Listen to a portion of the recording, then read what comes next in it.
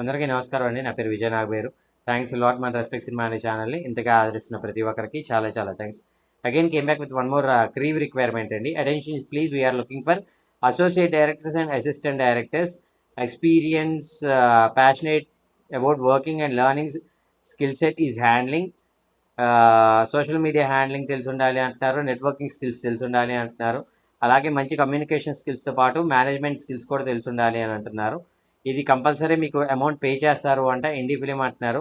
Keep in mind are Google it అని అంటున్నారు. So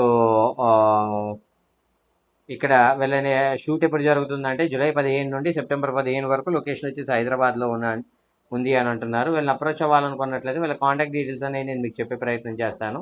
దానికంటే ముందు మన సబ్స్క్రైబర్ అడిగిన ప్రతి ప్రశ్నకి సమాధానం చెప్పడం అనేది, నేను ప్రీవియస్ వీడియోలో మీకు ఒక ప్రొడక్షన్ మ్యాన్కి ఉన్న రెస్పెక్ట్ బాహ్య ప్రపంచంలో ఎలాగుంది, నాకు ఎలాంటి ఒక రెస్పెక్ట్ ఉంది అనేది నేను మీకు డీటెయిలింగ్గా చెప్పే ఒక ప్రయత్నం చేస్తాను. నేను మీకు చాలా వీడియోస్లో చెప్పినట్టు నేను ఆల్మోస్ట్ 3000+ ఎపిసోడ్స్కి టీవీకి డైరెక్షన్ చేశాను. యాజ్ సెకండ్ యూనిట్ డైరెక్టర్ అనండి, లేదంటే డైరెక్టర్ అనండి, ఏదైనా కానీ నేను 3000 ఎపిసోడ్స్కి డైరెక్షన్ చేశాను. అలాంటి ఒక సందర్భంలో అప్పుడు కరోనా టైం అంటారా, లేదంటే జన్ధన్ బ్యాంక్ సంబంధించిన ఒక ఇదనమాట. నాకు ఒక ఫ్రెండ్ ఉన్నాడు, అతను నాకు జూనియర్ ఆర్టిస్ట్ టైం నుండి పరిచయం అనమాట. సో అతను జూనియర్ ఆర్టిస్ట్ కాబట్టి అతనికి అంత ఏమంటారు బ్యాంకింగ్కి సంబంధించిన నాలెడ్జ్ కానీ చదువు కానీ అంతగా లేదు కాబట్టి నన్ను ఒకసారి ప్లీజ్ మామ అలాగా కొంచెం బ్యాంక్ వరకు వెళ్ళొద్దాం, ఒక చిన్న పని ఉంది అంటే, నాకు ఆ రోజు ఫ్రీ డే కాబట్టి నేను వెళ్ళాను ఆ బ్యాంక్ దగ్గరికి. ఇతనిది జన్ధన్ యోజన, అది ఏదో ఆ తర్వాత మినిమం అమౌంట్ ఏదో ఉండాలి అనే టైప్లో ఏదో అడిగారు. అడిగితే ఆ మేనేజరు 4 సార్లు తిప్పాడు, 5 సార్లు తిప్పాడు, అది అవ్వట్లేదు ఇది అవ్వట్లేదు. సారీ, మేనేజర్ కూడా కాదు, కౌంటర్లో ఉంటారు కదా, కౌంటర్లో ఉండేవాళ్ళు 4-5 సార్లు తిప్పారు. ఇంతలో ఈ ప్రొడక్షన్ బాయ్ సాయి అనేవారు ఎవరైతే, సాయి అని అతను ఎవడైతే ఉన్నాడో అతను వచ్చాడు. అతను రాగానే మేనేజరు ఏది తన రూమ్ ఏదైతే ఉందో ఆ రూమ్లో టక్క టక్క టక్క బయటకు వచ్చేసి, సార్ సార్ నమస్తే సార్, అది ఇది అన్నాడు.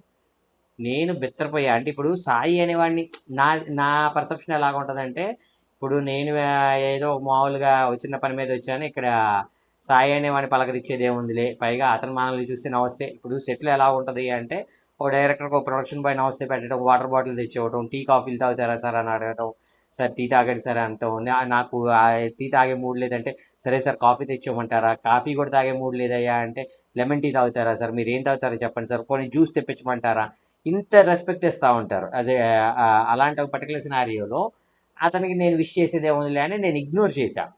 అతను అలాగా మేనేజర్ వచ్చేసి చాలా హడావుడి చేసి చాలా రెస్పెక్ట్ ఇచ్చి మాట్లాడుతున్నాడు. సాయి అనే వ్యక్తి ఏంటి అంటే ఆ మేనేజర్కి కొంచెం గట్టి షంటింగ్ వేస్తున్నాడు. నేను దగ్గర దగ్గర 23 మంది 24 మంది లైన్లో ఉంటే నేను 24వ వ్యక్తిగా నిలబడి ఉన్నాను.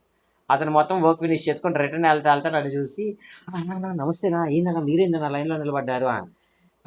ఏం లేదు సాయి, ఒక చిన్న పనేలే, నేను చూసుకుని వెళ్తాలే పర్లేదు అని అన్న.